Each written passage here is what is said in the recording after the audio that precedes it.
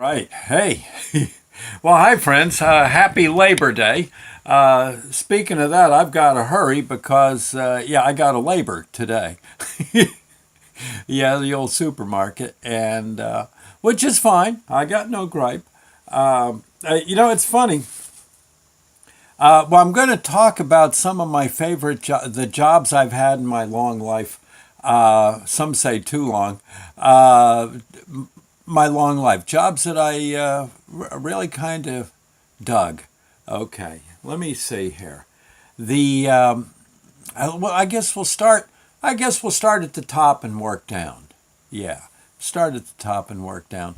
Well, the Chatterbox. Yep, I'd say the Chatterbox was perhaps, even though it was pretty much a part-time job. It was every Saturday, although sometimes Fridays, sometimes Sundays, special events, etc. But being their DJ, I think was one of the greatest jobs I ever had. And I had it for so long too. It's rare that I would stay at a job for as long as I did there, but always a very positive place. If you had an idea, the idea was listened to, maybe turned down, or maybe improved upon. But all in all, boy, that was some place, and a great source of positivity and a chance to make people happier and earn a few bucks at the same time. Darn, that was a good job. That was really cool, and I think yeah, I like the idea that we entertained, that I helped to entertain and give people a happy evening out with the family. Yeah, that was pretty cool. I think, yeah, when I think back, that's probably my. Well, I can't. When you say your favorite job, there's jobs you liked for one reason or another. Some for the money, some for what you did, some for the status, some for the work itself, the people. The Chatterbox has a lot of pluses in those categories, and I would say, yeah, if I had to just right for on the second say my favorite. But then I got another one that I did where frankly I was always in danger. You never knew if you were going to make it back the to the squad hall, but and you saw awful things. Oh my gosh, and always in the middle of a pickle. And that was the rescue squad. I dearly loved working for the rescue squad down in Wilson, North Carolina. And funny thing, I don't think I made a penny. I think sometimes we got $10 if we went out to with the ambulance to babysit the drag races. And we did get lots of chili dogs at the stock car races. Didn't get paid there, but yeah, oh yeah, big money, $10. And well, in the Carolinas back then, $10 went a long way. Yeah, but yeah, that job I don't know. There were openings to do it professionally within that squad, but I wouldn't have paid quite enough for me to have paid my child support, or I think I would have done it. And eventually, I think I probably would have wound up being a paramedic, which we were in training for that. And I got to say, not just for the idea that you're out there helping people and the adventure of it, but it was the people I worked with. They were such nice people. I don't know. I can't. It's beyond belief how good and decent they were. Oh, sure, you'd get into you'd get into little spats and stuff, but for the most part, boy, they were good, great people. Very open-minded and decent and thought on their feet. And gee, God, what great folks. Let's see, another job was being a Boilermaker.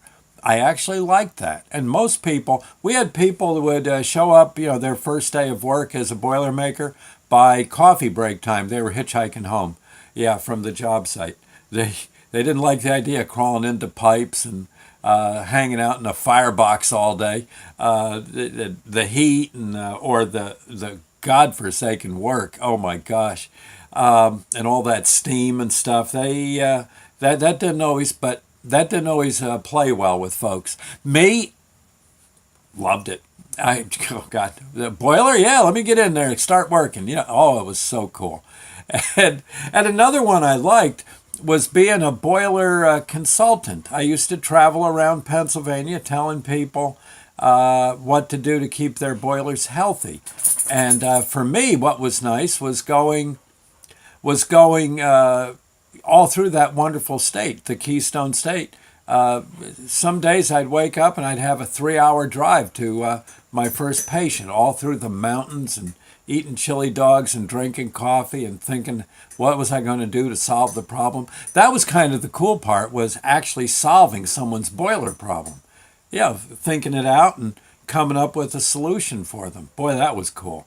And a lot of the boiler operators, they kind of looked up to me a bit, saying, God, how'd you ever figure that one out? I said, oh, I just put two and two together. That, I think, is what's ailing your boiler. And then, yeah, it turns out that's what it was. Had it down.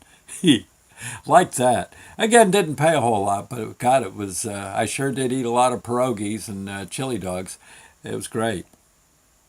What's the other? Oh, well, I like working in a supermarket. I've been doing that now for what, about 10, 11 years. Just working in a dairy section. I know a lot of folks would probably want to shoot themselves rather than go work in a supermarket, but I gotta say, I liked it. I like it, rather, not liked. I do enjoy it. I don't know. There's something about putting it all together, interacting with the people that come in, trying to solve their problems, find the item they're looking for. I don't know. The exercise, nice and cool. Yeah, climate controlled. There you go. So there, yeah, I gotta say, I kind of like that. Doesn't make you don't make a lot of money, but it's all right. And it's nice as a part-time job because you can kind of work. I can work around my DJ schedule. I do like being a DJ. Yeah, I enjoy playing tunes for people and bringing back memories, especially when I do that for senior care centers. And you see the old folks getting that look in their eye when they hear a song they maybe haven't heard in 50 or 60 years. It's pretty neat. I liked radio, except the radio stations I find a little too political. Even the ones where you were a volunteer, they just, there's it's sort of like that. It gets sort of like that ring in The Hobbit. Yeah, that crazy ring that everyone's got to have, and yet when you get it, it's not necessarily. Yeah, it's more of a pain in the neck. The politics within radio, I think, is kind of tough. And it seems to be everywhere, not just one station. Almost all the stations, there are these awful pecking orders and stuff that I got to say I didn't necessarily care for. Loved entertaining the audience, loved that, but it's and meeting all the people you interviewed and stuff. And the people I worked with most of the time were pretty good, but you always had that, I don't know, that political thing going on. I think that's what it would be. Best I can say. Can't really put a finger on it. And I guess that's it. I liked. I'd say that would be about it. I also liked being in the Navy. Not that I was in very long, but the people I met in the Navy I thought were pretty decent folks. And I don't know, all different types, styles, shapes, sizes, and yeah, the chiefs were kind of rough. But once the chief got used to you, you're goofing up, or better yet, you learn not to goof up. Things, I don't know. It looked like it was pretty cool. I would have liked to have been on a ship somewhere, heading off. I think that would have been all right.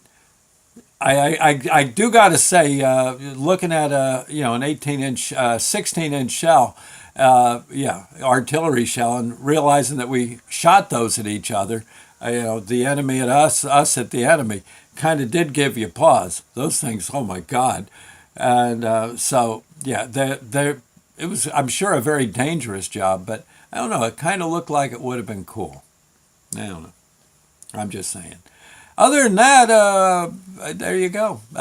Happy Labor Day. I hope whatever it is you do for a living is something you actually like doing, and is adding to your life experience. I certainly hope so. Anyway, there you go. That's a wrap. I got to get to work. Yeah. Or my next job will be looking for a job. I've done that too. That's no fun, right? Oh my gosh. All those interviews. Yuck. Okay. Anyway, friends, we'll see you later. Happy Labor Day. And yeah, go eat a hot dog or something, okay? We'll see you later. Bye now.